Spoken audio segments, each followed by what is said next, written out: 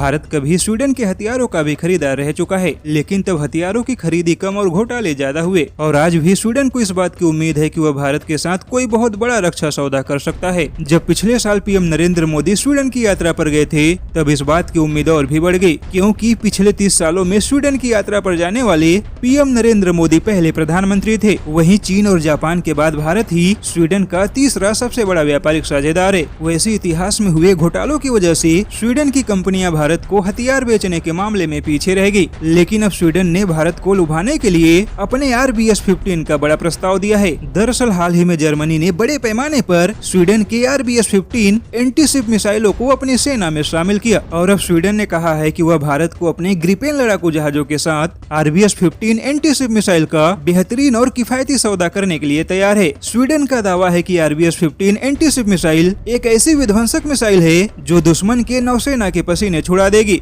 बस एक बटन दबाओ और भूल जाओ के तर्ज पर यह मिसाइल काम करती है। स्वीडन का दावा है कि ग्रिपेन लड़ाकू जहाज भारत के लिए बहुत ही अच्छा विकल्प है, क्योंकि यह लड़ाकू जहाज हल्का होने के साथ ही समय पड़ने पर 1 घंटे के अंदर ही इसके पूरे इंजन को ही बदला जा सकता है, और केवल 10 मिनट में ही यह लड़ाकू जहाज युद्ध के लिए तैयार हो जाता है। स्वीडिश कंपनी साब के मुताबिक हल्का होने के बावजूद यह लड़ाकू जहाज 16,500 किलोग्राम वजन के साथ उड़ान भरने की क्षमता रखता है, और ग्रिपेन को उड़ान भरने के लिए किसी हवाई पट्टी की भी आवश्यकता नहीं है, क्योंकि हल्का होने की वजह से यह किसी सामान्य सड़क से भी उड़ान भर सकता है। और खास बात यह है कि ग्रिपेन लड़ाकू जहाज पूरे 50 सालों तक आसानी से सेवा दे सकता है, और इसके मेंटेनेंस में आने वाला खर्च रूस के लड़ाकू जहाजों के मुकाबले 70% कम है। स्वीडन का दावा है कि RBS-15 मिसाइल के साथ ग्रिपेन लड़ाकू जहाज इतना घातक हो जाएगा कि दुश्मन की सेना में तबाही मचा देगा। वैसे आने वाले समय में भारत बड़े पैमाने पर अपने पुराने हथियार और पुराने लड़ाकू जहाजों को बदलने वाला है, इसलिए रूस, अमेरिका, फ्रांस ही नहीं बल्कि स्वीडन भी भारत को लुभाने के प्रयास कर रहा है।